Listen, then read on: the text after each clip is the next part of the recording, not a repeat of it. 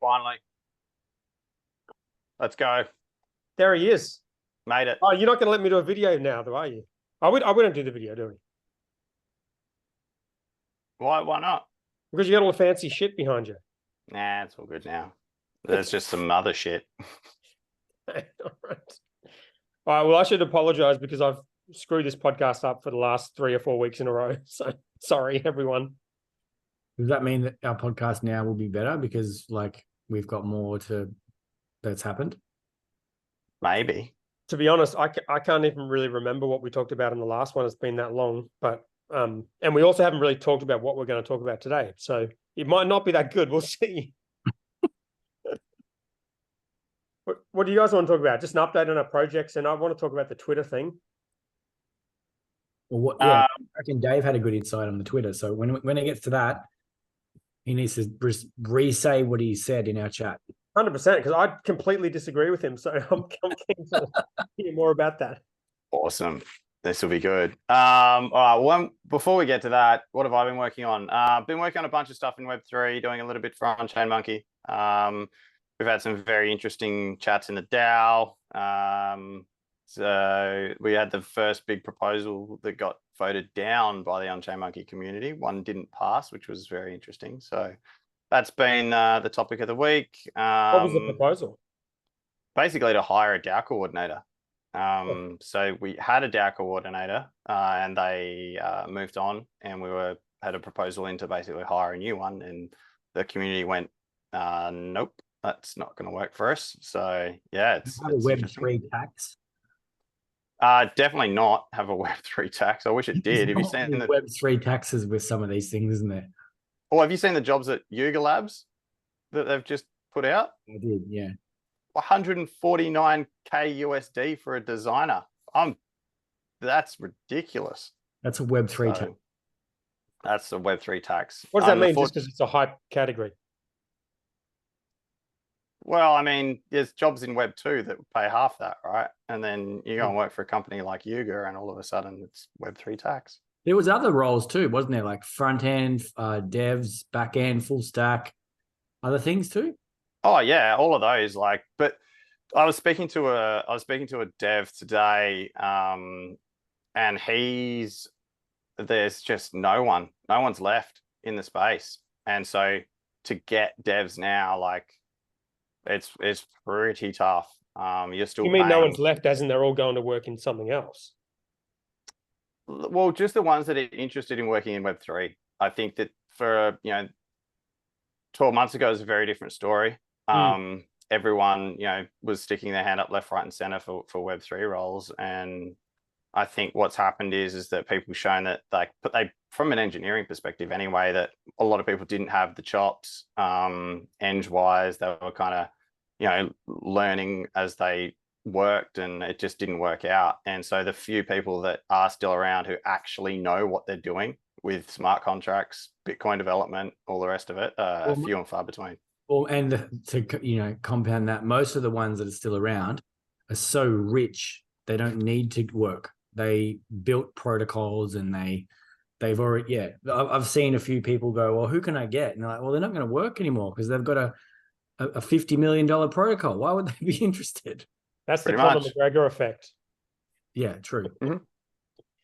Yeah. So anyway, it's tight in the job market for Web3 still. Some of these companies still have massive war chests to deploy, and so the race is back on now. That I think you're seeing a little bit of a everyone's getting a little bit twitchy before the Bitcoin halving. Everyone's thinking maybe this is the end of the bear market. Who knows? So I don't know. The sentiment's definitely shifting in crypto, at least. In NFTs, it's still pretty much in the gutter. But I don't know. It'll be another probably 6 or 12 months before you figure out who's actually left. I think from the NFT space. Dan almost had a stroke of genius with his monkey sales. In retrospect, he sold a pretty good time. Yeah, you sold the top. That was brilliant. Yeah, so perfectly planned and orchestrated on my part. Yeah, it had nothing to do with us just telling you to sell at all. No, and also I sold something that I didn't even know I owned, so I'm not sure I get credit for that one. Does it have something to do with developers focusing on AI? Because a year ago, AI was not what it is now, and it kind of seems to be the only thing people are talking about. Something to do with it. Developers must have left Web3 in some way. Yeah, I think that there is definitely has been a huge focus on the AI side of things for sure. I don't know. It's like Web3 projects in general, DeFi stuff. There's still lots of things happening all the time. New projects coming out, new protocols and the like. And yeah, I mean, there's still people in space, but the talent pool is pretty heavily rewarded when you're available and you got the skills. That's a good opportunity for people, isn't it? If you're in the right mindset. Yeah, I think it's a really kind of it's almost back to the that 2019 sort of 2018 phase where it was very much you were in the trenches just building away and no one was paying any attention. So if you're in the right mindset, as you said, Jared, and you're in the position where you can look at this stuff, then there are definitely opportunities out there for sure. I degenerated 1.3 ETH last week in a couple of silly endeavors. Just being silly. It's part of it, but I hadn't done that for ages. I super cautious, super savvy, but I wasn't paying attention. It was early morning and I was looking for the bridge contract to send funds from one chain to another. And I just thought I saw the old address that I previously used the day before, but it wasn't. Anyway, rinsed 1.3 ETH by sending my funds to that address, which wasn't the bridge address. So that's gone. Anyway, that's what happens when you don't have coffee for, the start of the day. So it's been a while, but yeah, it's part of the journey. Yes, it is. So anyway, that's sort of been definitely my last week. And then previous to that, I was, chipping around, doing, usual what I do is bits and pieces of contract work, design work, looking at different things. So it's been fun. I've got a job for you, Dave, if you want one. I'll talk to you about it offline if you're free. Oh, here we go. Yeah. Always keen to do stuff for you. Awesome. It's going to be fun. Cool. I can't talk about it too much on this episode, but I'll talk about it next time once it all is finalized. Sounds good. Yeah. What's up with you, Jared? What have you been up to? Well, I mean, it's always crypto stuff. Like, that's how I entertain myself, flex that kind of creative kind of stuff in some ways. But no, I listed one of our apps on a site for sale, so acquire.com. Oh yeah. It had been listed before. This is to sell it. I think it's at a stage where I could, I would appreciate it, selling it. And it's still got plenty of room to, for someone else to take it and take it further. Yeah. Because the particular app in mind, to take it to that next stage, it kind of really has to lean into like B2B sales type stuff. And I'm never going to do that. Like I either have to hire a salesperson and do it, or I get rid of it when it's at that time where it's left my kind of orbit. Yeah. And yeah, I listed it. It was listed previously, but since then, the monthly recurring revenue is like 130% more than it was. So I had to go back and readjust it and stuff. And yeah, if I can get rid of it, that would be very, very nice. How do you determine the valuation of it? Well, it's just like multiples. So it's similar multiples, but it's got 200% annualized growth. So that has to play into it too. Do they help you with that? Does the site help you with that? They can, yeah. You can hire not hire. They have you can list it, and then you can contact, I can't remember what the word is, people that actually help go out and find the right buyers and take a percentage. Right. But the last thing I sold via that site, I didn't do any of that. I listed it. Someone contacted me, does an NDA thing as part of the process, and then you just talk to them, and then it does escrow, and job's done. Nice. Transfer, and then they don't even take a fee. Like it's really, they don't take a fee. The way that they don't they have a subscription? It's a SaaS, isn't it? You have to pay to actually be on there. You got to pay to look, not pay to list. Yeah, interesting. So that's how they monetize it, which I think is quite unique because it'd usually be the opposite, wouldn't it? Yeah, it's interesting the way that those things work. Like I sold a car recently on an auction site, and you have to pay, as the seller, you have to pay 12.5%, and the buyer has to pay 6.5%. But there's no fees for seeing what's on there. Yeah. So it's all public, but they're getting money on both sides of the marketplace. But I suppose if you're restricting, because I know on that acquired site, they do stuff like verification of funds and things. So I think you're like, if you got someone reaching out to you on that site, they're reasonably qualified. You're not just like on marketplace, someone's just like messaging you, it's available type thing. Everyone that I've ever spoke with has genuinely been, they could actually make a purchase, not just a tire kicker, looking around.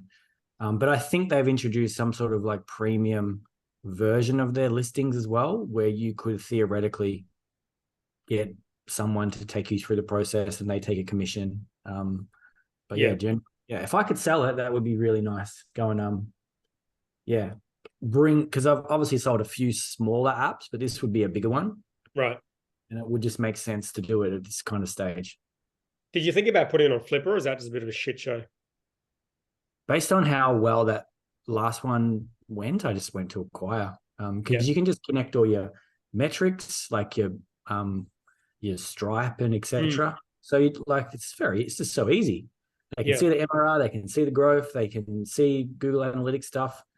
If it sells, awesome. We can just focus on some of the other stuff. Yeah, nice. Yeah, it's interesting. I'm in the process of buying two businesses. One was on Flipper and one was via a traditional business broker on the Gold Coast. So I've been actively looking for businesses, but I still didn't sign up for Acquire just because it felt weird to pay for something that was like a temporary kind of need. Yeah. And I was just I wasn't 100% sure what I wanted to do. So I wasn't like about to start paying for something, not knowing if that's really what I wanted, because you don't really know what you're going to come across. I didn't know what I wanted until I saw it type thing. Yeah, right. So I wonder if that restricts, but I suppose that this is like mostly for specific type of companies, isn't it? Like SaaS companies. And it's very much SaaS. There's some crypto business type stuff in there too now.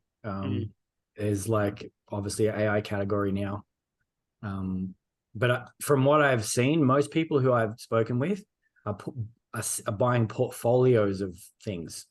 And that's what they do. So they have this more long-term kind of approach to their purchases.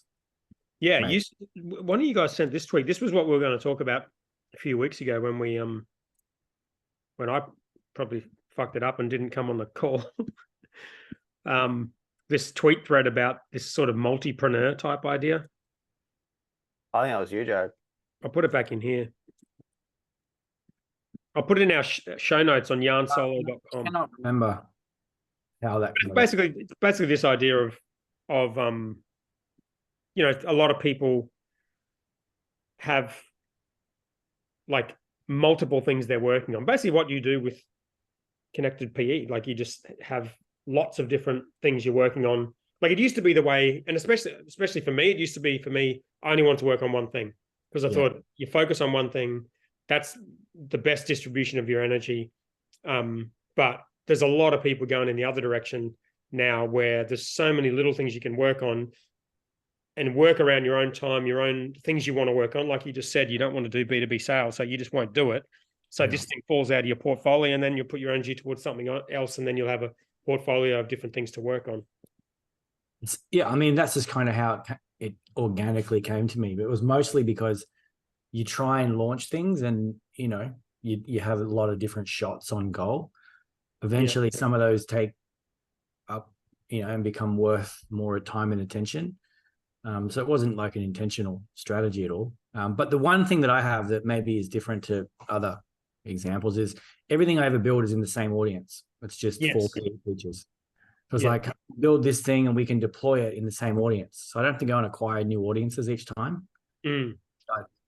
That's the hard part for me. That's very much what this thread was saying. I'll link it in at yarnsolo.com because it's got multipreneur funnel and it's kind of got social audience, community, experiment, and then it's basically just saying you've got the one audience. There's probably lots of different things they need. Why not offer a bunch of them?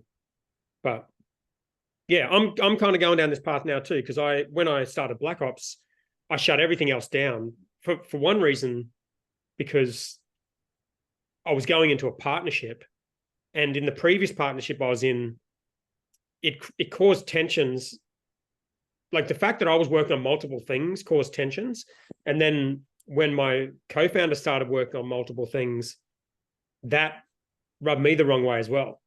Like I was kind of like, he's going out during the day to go to all these events for this consulting business. And I'm like, well, we're 50-50 on this business. How do you deal with this sort of unequal contribution? Plus we're on the other sides of the world, so that made it way harder. But with Black Ops, I'm like, well, if I'm going to work in this business, I'm just going to draw a wage. That's the only thing I'm going to do. And I shut down everything else. And then when I got out of that business, I was kind of left with nothing. So this time around, restarting from scratch, I'm doing the opposite and working on a bunch of different things at once. So it'll be an interesting experiment to see whether, and it's actually, I've only really just started this week because my house just settled and I'm just in the process of purchasing 2 businesses and just starting to work with the business owners on transferring everything over and getting into the feel now of what it's like to be working on 3 different things at once in completely unrelated fields is been very interesting. Yeah. Yeah, I mean, it makes sense to me looking back that it's been a positive kind of thing, but it wasn't intentional. That's my, it just happened. Well, I always thought like it was because like because entrepreneurs are very ADHD, and I always thought like forcing yourself to do one thing was like a good solution for that. But maybe the opposite is true, and just embracing it, fucking do everything at once. Maybe that's true too. You might get. I'm actually feeling quite energized by the fact that there's always shit to do, and I'll work on something, and then there'll be something else. Your brain will have to switch from something to completely unrelated, and then you get a new burst of energy to work on the second thing. That's what I've really enjoyed too. Like I got so bored of when I spun my business down to simpler. It was like a recurring membership site. Yeah. And that's still a big part of it, but I just got so bored and disconnected from business. So it's nice to have other things to be like, oh, we're doing this, or okay, X, Y, Z, I also wonder too, if you have the potential to do more harm than good, if you're turning up to a business that doesn't need 100% of your time and attention. Like, with this new business I'm acquiring, it's sort of managed by, like, it's got a general manager. There's someone there running the business. It probably doesn't need me full time. And if I was to drop everything and go in there full time, I feel like it might be worse than not doing that, because I might just be creating jobs for people and kind of thinking up problems, and which I've been guilty of doing in the past. So yeah, I kind of feel like sometimes your energy is best put towards where your energy is needed, as opposed to just having a blanket rule to focus 100% on something. Agreed. I hope that's true. Well, I mean, I can kind of see both sides of it, right? Because I think from the outside, when you were focusing 100% on Black Ops, you kind of used that superpower to an advantage where you created things for yourself to do. And that turned into, the content marketing essentially. Yeah. And it was just dreaming up stuff to keep you busy for the most part. But that added so much fuel to the fire. And I think just gave that business an advantage where it probably didn't necessarily have one outside of the, beer maker being really good and the location being primo at the time, right? That combination of ingredients with like your ability to just keep generating ideas was the thing for me. I think that really set that brand up for success. And so I think it's interesting how you take that and then spread that energy, but then also manage to kind of have the same, whether it's like markers of success or how you see that across the different verticals now, and what you measure that against compared to your previous business, I think would be pretty interesting. I think that's the key, is like, what are the markers of success? Because in that business, I wanted it to be big. I wanted it to be significant. I wanted it to be high growth. That's all I cared about. Same as the last business. Although with WP Curve, it was a profitable business. So there was no downside to growth other than like someone had to hire another developer. But in the new businesses I'm looking at, neither of them in particular, I want to like grow crazy fast. Like I've got different ideas of what a good business looks like for this stage of my life, because I want it to be profitable. I want it to earn me a wage. I want it to be able to exercise, the creative energy I have.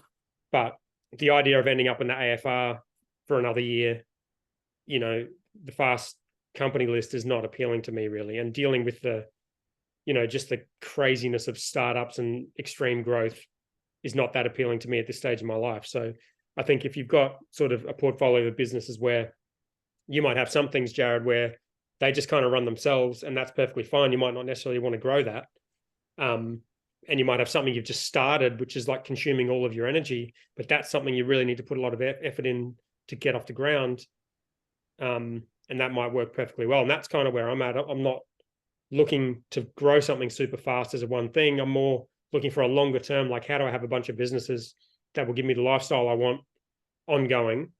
And I assume that if I get the right businesses, they're not going to require me 100% of the time.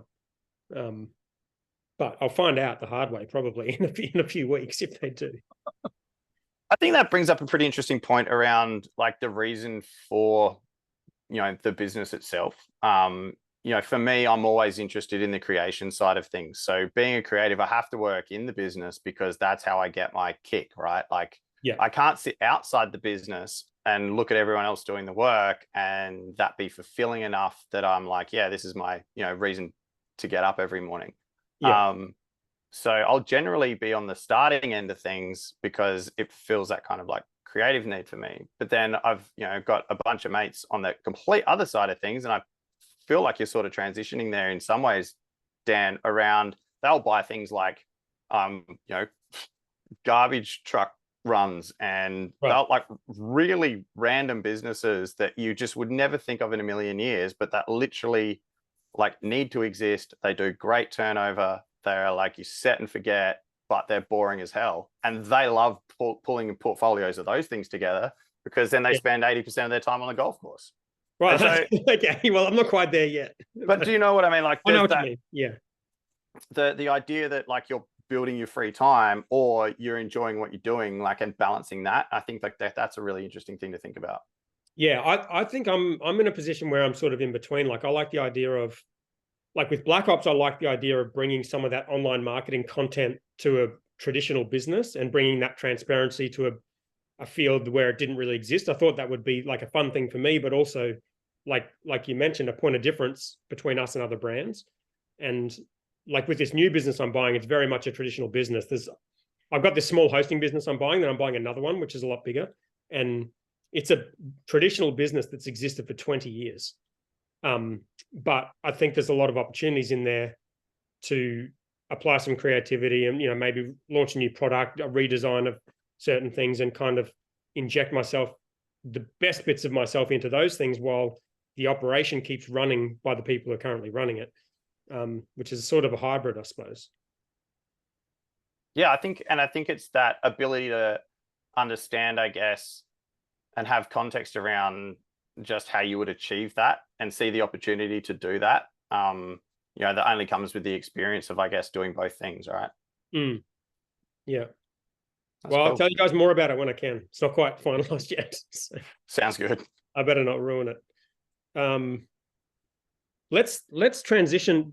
Before we get to this Twitter thing, can we talk about this WorldCoin project? You guys know about? I'm sure you guys know about this, right? The AI Sam Altman take over the world coin thing. Yeah, this is insane. Well, I mean, I guess the tokenization of identity is really what that's about. Can I summarize what I think it is, and then you tell me whether I'm right or whether I just don't understand it? So this Sam Altman guy, right, is inventing the smartest AI in the world. And at the same time, behind the scenes for the last few years, he's been working on a tool to tell the difference between humans and robots. Right? And this WorldCoin is basically it's a crypto / AI / physical product that can identify a human as a human. So he's creating the problem and he's solving the problem at the same time. It's fucking genius. I mean, like, Yeah, a simplified version of that makes sense. I just think if we're going to have a world where there's lots of AI content, lots of, fake this, that, the other, is that a real person avatar? Then some mechanism, and I'm not saying that it's WorldCoin at all. I'm just like some mechanism to be able to say that's a real person, that's not, probably has value, whether it's this path or not, who knows? But one thing is cool, it's built on the Ethereum blockchain, distributed ledger, where no one kind of has control of that. So I think that's pretty cool. And they've actually gone out and built like a physical, I haven't actually seen the thing. An orb. I don't know where they are, but apparently. And they built this like technology that's like the best like retina scanning device in the world or something to be able to do. And people are like lining up. We've seen images of people lining up like hundreds of people down the street to get one. You get an airdrop of world token if you do register. Yeah. $25 approximately worth. Right. So that's kind of like the incentive mechanism to, onboard people. But yeah, I don't know too much about the deep specifics, but just the general idea of, tokenized identity on chain in a world where we don't know what's real and what's fake probably has some value. And who knows what their intent is and whatever. But I think that's interesting. What do you reckon, Dave? Yeah, I mean, we're yet to see the fallout from the lawsuit that's going to be landing on his lap very shortly. So we'll see how that plays out before I give any credence to what's going to happen with WorldCoin. For ChatGPT, do you mean? For the like Getty image stuff? Mm-hmm. So what's happening there? I don't know the latest update, but basically he had to, I think there was an inquiry or a committee that was looking into how he scraped the data that he scraped and whether the users actually gave him permission to scrape that data or whether he basically scraped it all illegally to create the first iteration of ChatGPT. Right.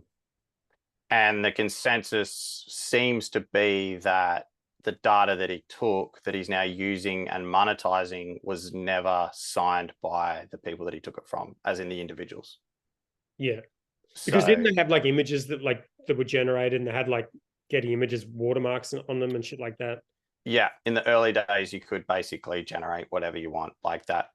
It was kind of crazy. The data sets that he was using early on. So there might be some, he's got probably the best legal team in the history of legal teams on his side that I assume is working with him on this, but it's such a new thing. Like, how do you even start to process that? Different to say the Google robot ripping around and them monetizing your content with ads. Yeah, that all over again and worse, isn't it? I mean, yeah. Yeah, and it also is almost back to the if you remember the whole Facebook data thing with that company, the news thing. Yeah, there was like a data analytics company, Cambridge Analytica. Oh, okay, yeah. Right, it's basically the AI version for that case, and so it'll be interesting. I think the WorldCoin thing is, it was hyped because there was all that footage of, as Jared said, people lining up around the block to get their retina scanned. And I don't know. I know that there's been other protocols, other L2s like Polygon working on Polygon ID stuff for a long, long time with a lot of funding as well. So how it all plays together, we'll see. And I don't know. It's going to be Bitcoin summer, so we'll see if how Ethereum goes against Bitcoin in this next run. But outperforms it. There's my quote, guaranteed. We'll see. What does Ethereum? We'll come back to this episode and we'll see. But ETH will outperform BTC.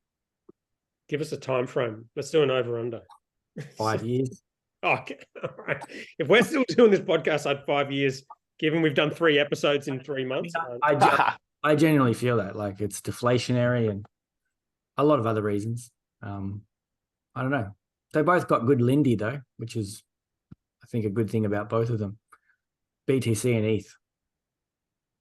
This is not financial advice, by the way. It's not, by the way. No. I don't know how I got here. Someone added me to this chat without my permission. if the SEC sees this. No, anyway, it's going to be interesting. Yeah, it will. It's definitely going to be interesting. So I have them. Let's get onto this. Let's get onto this Twitter thing. Do you want me to start? Yes, Twitter was renamed X apparently, and Yeah. you think it's a good thing. I'd love you to tell me why. I don't know if it's a good thing. I think it was his only move. I think that that's two separate kind of buckets for me, right? I think had he kept Twitter as Twitter, to make up the $44 billion or whatever he spent on it, and to try and 10x it from where it was with the brand, absolute brand carnage that had already sort of the brand baggage that, I'll use that it had. I don't see how he could have 10x'd that brand as Twitter and taken on TikTok, Facebook, and gone from 260 million to 2 billion daily active users, like just with as Twitter.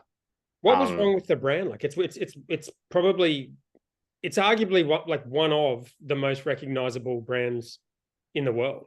Like everyone knows what Twitter is. Everyone knows what that bird is. Everyone knows what a tweet is. It's like the perfect brand. But perfect how in the sense that because the brand, everyone knows the brand. Yeah, and it's like, when things just work. It's like Facebook is not a particularly nice sounding word. A post is a very generic thing to do. Like it's not, there's no real point of difference. Like Twitter, it's a very easy word to say. It's got a very recognizable logo that's a bit of fun. It's got this concept of a tweet, which everyone knows what it is, and it's completely unique to that platform and no other platform. It's got its own language almost in terms of like threads and, tweet storms and this kind of stuff that other platforms don't have. Like all of this, I suppose you call it baggage, but all of this is like brand equity, right? Like some of this is good. But I think that's the point for me. It's like you have to take that subconscious, right, of people's brand perception and change it drastically. And I don't think that. But why couldn't you do what was the perception that needed to change, like of Twitter? Like what was it a negative thing, or it was just like that this is a social media app and not a payment provider?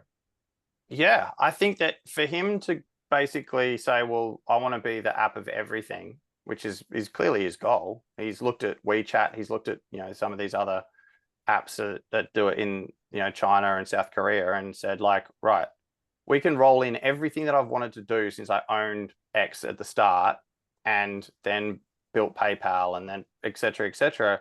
We can put all of this into one place, which makes sense, but we can't do that under Twitter because it's just Twitter and we just tweet and we just. Why? But WeChat's a chat app. I understand, but I think from his perspective, right, the Elon brand, right, it's SpaceX, it's Tesla, it's if you look at his brand portfolio, it's Twitter just stands out as like it just didn't fit to me. It didn't fit Elon's character. It didn't fit his vision. For me as a brand, it was legacy. It had connotations of left-wing elitism. It had the idea that you would just get censored or blocked on Twitter. You get shadow banned. You could get it was a disaster of a place to have a conversation with someone.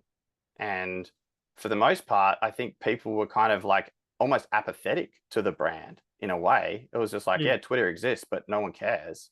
And we know that the younger generation didn't use it. They're all on TikTok. The older generation still are all on Facebook, but no one under 15, 20 now cares about Facebook. I think there's more younger people on Twitter than there are on Facebook, based on anecdotally, like if you look at like the younger sort of millennial content creators that are all, the Jake Pauls and all those kind of guys, They're all on Twitter, I think. Not on Facebook. They're all on TikTok. Definitely all on TikTok and Instagram. Then they put their content on Twitter. But the content platform, the native content platform for that demographic is TikTok. Yeah. And gets repurposed across these other platforms, as you see. And I think the danger that Elon faced was that if he had kept the brand, it would have been this protracted process of trying to change brand sentiment, introduce it to this new audience, and try and retrofit these new ideas that he had into this platform, which had kind of like a bubble and a sentiment about it, rather than just be like, right, I've got this platform. All I've got is the user base. I've got a bunch of tech that's kind of like half works, half, we can do something with. It's a communications tool now, but here's everything I want to do with it. Bang, let's go. Get rid of the brand. This is a terrible brand though, don't you think? Nah, why? Why is it a terrible brand compared to any other brand? Because it's a hard word to say. It's got like negative connotations. It immediately has negative connotations. It's like stop, it's wrong, cross as opposed to tick. It's like 3 X's is like porn. It's just there's no positive connotation with an X. And it's like the logo is super masculine. It's not a word that like fits in to a sentence really very well. Like it's, I was on Instagram, I was on Twitter, I was on TikTok, I was on X. It just doesn't, it's a shit brand. I think it's going to go down as one of the best brand moves of all time. Do you really? I'm taking. Okay, I'm going to say worst of all time. You say best of all time. What do you reckon, Jared? I think it was necessary, whether the name or whatnot maybe could have been improved, but like my mum, I'm just thinking about my mum. Like, how would you get someone like her to use Twitter? And there's other subgroups and whatever. Well, it's no longer Twitter. You start to attract a whole different kind of audience by being something else. Are you going to tell your mum to go onto the internet and put in like X's until she comes across Elon's website? It's like if I said, "Mum, go on Twitter," it already comes with all these preconceived ideas, and Elon needs to take it to that next level. One thing that I reckon is awesome though is he just breaks shit, doesn't he? He just builds and breaks shit. Unbelievable. Like he is like the absolute opposite of what like tech founders used to be. Remember when this is like a very old story, but when Steve Jobs first got kicked out of Apple and he started Next, and I only know this from reading his biography, but he created Next Computer, and I think he spent $1 million on the logo. It was like a really big thing, and it was just like this crappy colored like cube logo. Elon's like, someone designed me a logo, and then 3 hours later, he's like, we're choosing this one. We're done. And he spent $44 billion or whatever it is on it. Like the approach normally would be consultations and this and that, and he just does the opposite. I think like I'm all for it, but I also think there are so many people that hate that guy at the moment. Like I listened to a podcast called Pivot, which is funny, except because it's got Scott Galloway on, he's quite funny, except that they just spend every moment of every opportunity on the show going on about how much they hate Elon. Like people like so bullish on that. I am so bullish on that. Why? How? Why is this a good thing? Because like Elon understands the culture. That's the one thing that he gets that none of these older 55-year-old Kara Swisher, Professor Galloways, they don't understand the culture. Yeah. And when you don't get the culture and you can't build for the culture, like you're gone. And the reason like that it's bullish is because exactly what Jared said. He gets the fact that he can just go on the internet and like basically use a Unicode symbol as a logo, and he doesn't have to pay for it. There's no royalties. It's like it's degen culture at its best. It's builder culture. Doesn't give a shit. No, I that part of it I agree, but why? But is it helpful that he pisses so many people off? Yeah. What? Yeah, but why is that helpful? Because his audience like it so much. I think it shows. I think it's basically like I'm here to break things, as Jared said. I'm here to change the status quo. right? Like If he just came in as some other tech billionaire and bought a tech platform and was like, I'm gonna 10x it, and we're gonna spend $1 million doing a logo, and we're gonna rebrand. It's all flashy and it's all nice. It would sink overnight. The only reason that we're even talking about it now is the fact that he's done what he's done. True. And like, I know that there's all kind of these other real weird stories floating around about how he goes about things, but you can't deny the ability for him to connect in, to see the opportunity, and to know exactly how to go about and get it, even in the face of everyone laughing at him and telling him it's not possible. His success rate's better than not. In terms 100%. Of that. He's amazing. I'm the biggest fan of Elon in the world. I named my dog Elon. But I saw this X thing and I'm like, I'm out. I can't do this anymore. This is like, it's too much. I think I think he had to do it. And I think that if he hadn't have done it, he would have slowly watched that $44 billion turn into nothing, and he would have had to fire sale it. And so, you know, as I said at the start, whether it's a good thing or a bad thing is yet to be decided. I think it was a necessary thing. I believe that over time, that X will become ubiquitous on your phone. I think that you will have an X on your phone, and you'll see that, and you'll be X, and it'll let me do Uber. You already do. It's the button you use to delete apps. Like maybe he's like literally the anti-marketer, like, but just to the next level, right? It's like, it's anti-marketing. Like how you know. So who knows? I think that there's a sense of also. People forget that he bought X.com, and then some guy bought it back, like, and then sold it, and then some guy bought it back for him. But that was his thing. Like, X.com was his deal. Like, so there's this is what happened with PayPal, right? Like, he had X.com and Peter Thiel had PayPal, and they merged, and Elon wanted to be called X, and smarter people prevailed, and they said X is a fucking shit brand. Why would we use that? PayPal's a great brand. Let's use that. Yeah. And so there's definitely like I can see an egotistical, narcissistical element to this for sure. He's like, fuck you. Like, I've just spent 20 years building my empire. This is my last freaking hurrah. I'm going to build the app of everything, and it's going to be called what I want the PayPal to be called 20 years ago. Good on him. Like, and this is why I think the narrative and the commentary and all of the stuff that you see is like, who's anyone to tell him no? Like, it's none of our business. He was the one who whacked $44 billion down on a company that was dead in the water anyway. So the dude can land rockets. Mate, he beat NASA in its own game. Like, that's ridiculous. How do you do that as just struggling to run a social media company, though, as far as I can tell? I don't agree. I think Twitter's the best it's ever been. Do you really? Yeah. I think there's some pretty cool stuff, like long form content and etc. on social days. Like, that gets me thinking we're going to be able to. That might just be the way you watch stuff. There's some like semiconductor thing that's happening. Like, that's all over Twitter at the moment. It's all just happening live via Twitter. It's like room temperature semiconductor thing. Nah, it's been debunked already. No, it's ongoing. It's like it's there's updates like every hour on this thing. What now?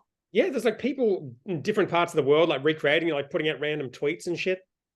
I thought they tried to do that, and then the guy who originally posted it kind of posted a retraction and said, well, it was pretty selective data and blah, blah, blah. But people are trying to recreate it, and every time, and the people who are recreating it are posting the results only on Twitter and then just like ghosting the platform. And then it's like this whole thing that's happening all over Twitter.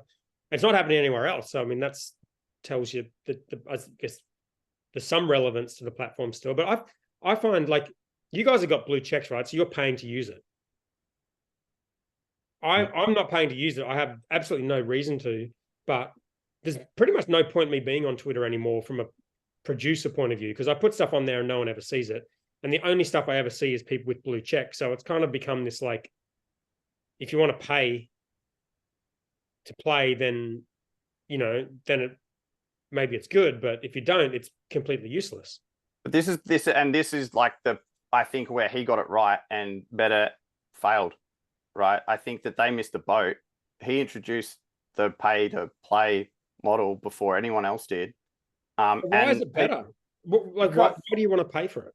Because as a platform, right, you have two options for your revenue. You can either take it from your users or you can take it from advertisers. As soon as you take it from advertisers, you are beholden to what they want your platform to be, and they will derail that platform the second they get the chance to pursue their own interests, right? We've seen it time and time again with any kind of advertising-based business, that ultimately it starts out all nice because you have a select group of advertisers that are advertising the right thing. There's a balance between content and advertising. And then ultimately the advertisers win because they just keep turning the screws on what they want. And there's no money coming in from the other side, from the user's side. So what do? They make it better for advertisers. They keep, you know, pushing ads in people's faces. They keep inserting more ads into content. They keep, and gradually that user experience of whatever platform that is gets so, it breaks because you just can't escape the ads. I mean, like, there's still ads on Twitter though. Like, they're sharing ad revenue with creators now. Which is they're doing all sorts. They're experimenting with revenue streams and finding what works. What I think is good is that they've found a cohort of people who are willing to pay to access a platform, which traditionally, like, I would never pay for Facebook ever. I would never pay for Twitter either. I don't see the reason. Like, why would I pay for Twitter? Why do you? You wouldn't. I don't. I reckon the Dan of one time would have. Yeah, maybe if I was doing lots of content. I reckon you would have. Yeah. But why do you guys pay? Like, why do you pay for it? I always had a blue tick. I was legacy blue tick. So I just. Oh, there we go. There's a flex. I bought it back. I'm like, I'm not losing the blue tick. Oh, I see. Yeah.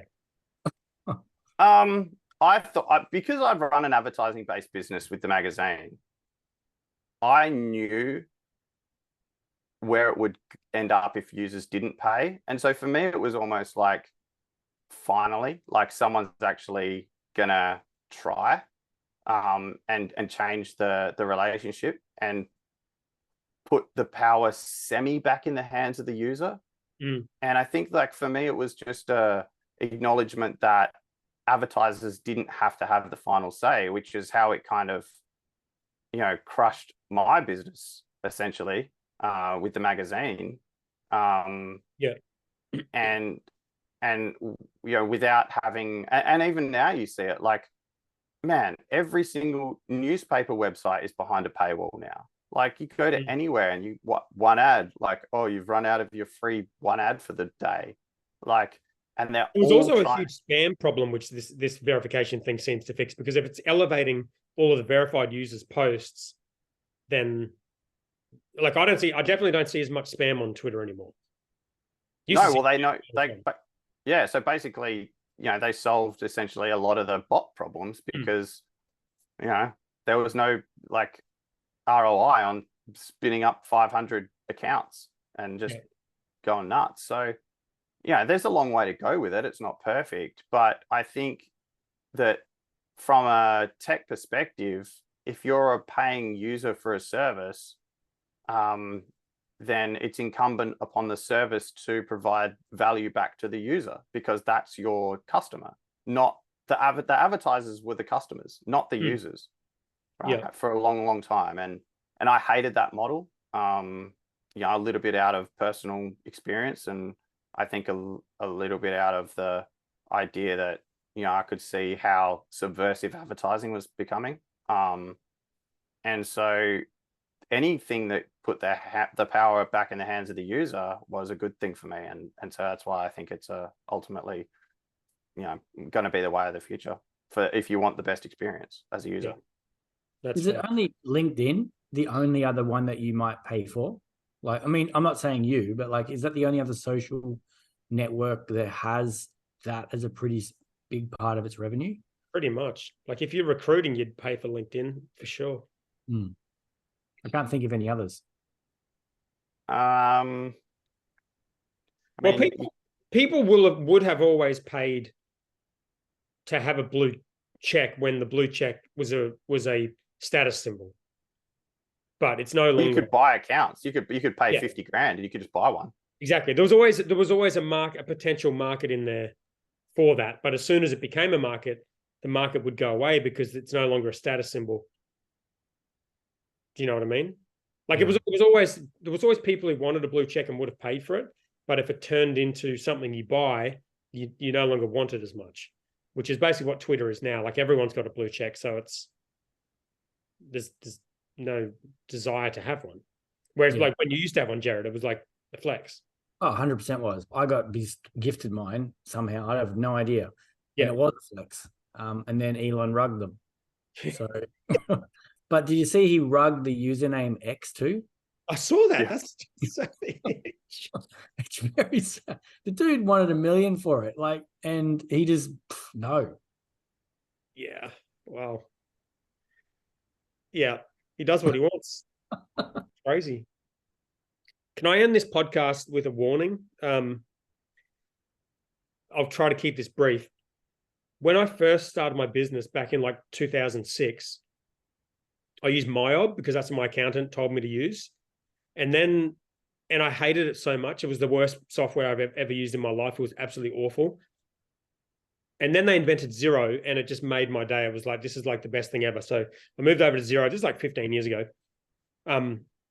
But to this day, Xero is really bad at inventory. And I know they've acquired an inventory company and there's integrations with other apps and things. But like if you're running a business, which is not relevant for most of our audience, but if you're running a manufacturing business, inventory in the accounting system is really critical. Like inventory moving around is cash moving around. So it needs to be accounted for properly. So in this business I'm buying, they currently use MYOB. So I was like, okay, I need to transfer all their stuff into a new system. Xero sucks at inventory. The existing staff use MYOB. So I'm like, I may as well just use MYOB. So yeah. So yesterday I go to sign up for MYOB. I sign up, I pay my money, get to a completion screen. It says, download this to install MYOB. And I'm like, why do I have to download something? Like, why can't I just log in? So I download it. It's an executable file. I've been on Mac for over 10 years, I think. I haven't had to touch Windows in over a decade. So I download this executable file thinking I'm an idiot, thinking, okay, maybe somehow magically this runs on a Mac. Of course it doesn't, because I click on it, doesn't work. And then there's nothing else to do on the screen. I'm like, where do you log in? I can't work out how to log in. And then I found a login area, logged in. It just takes you to a screen and says, here are your organizations. There's none in there. And no way to add another one. No way to even get back to the home page. And I'm like, okay, fuck it. What do I do? Is there a support page? You go on the support page. It's like a robot widget. Doesn't give me any answers. I've got a phone number. So I call up the phone number. I'm on hold for over 10 minutes. And it takes a lot for me to call up a phone number to get fucking help in 2023 for a software app. That's just stupid. I'm on hold for over 10 minutes. I end up hanging up. I'm like, this is ridiculous.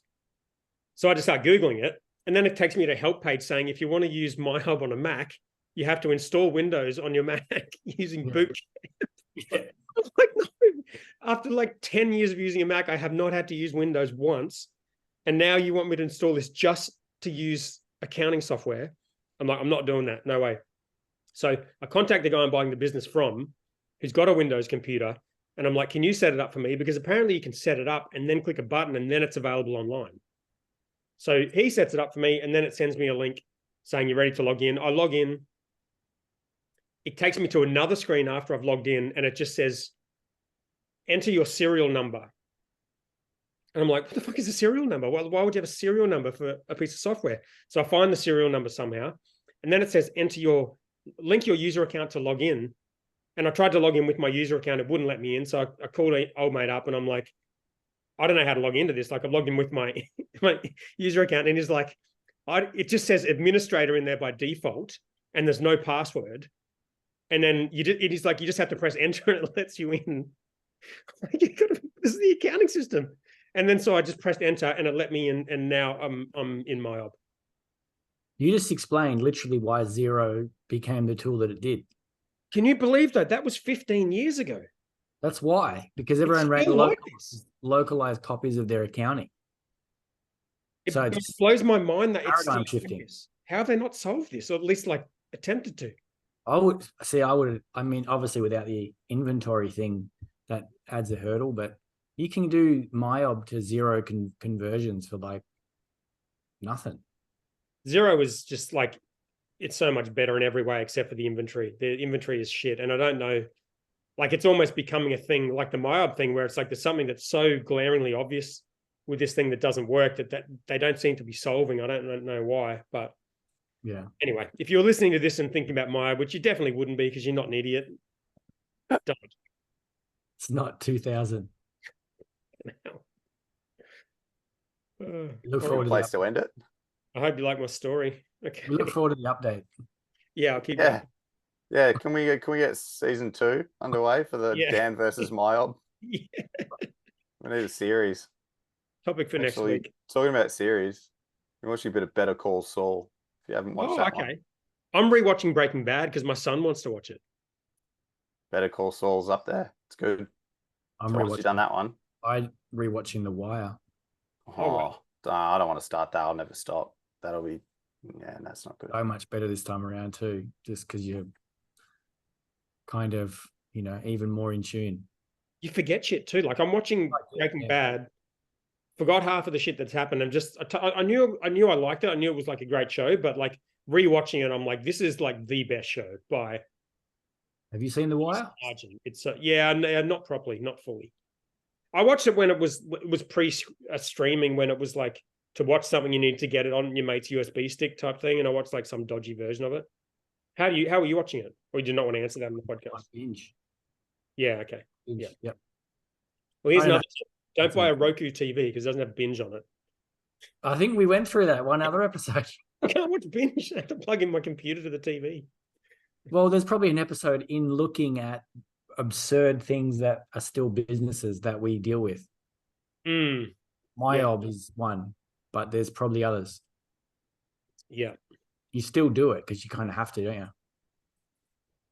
Yeah. Banks. Yep. I was 40 minutes on a call today just to get to talk to them.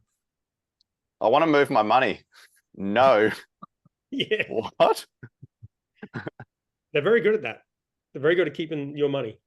All right, let's leave it there. Let's leave it there. All right. Cheers, guys. Yeah. See you next week if we can make it all happen. Bye. Bye.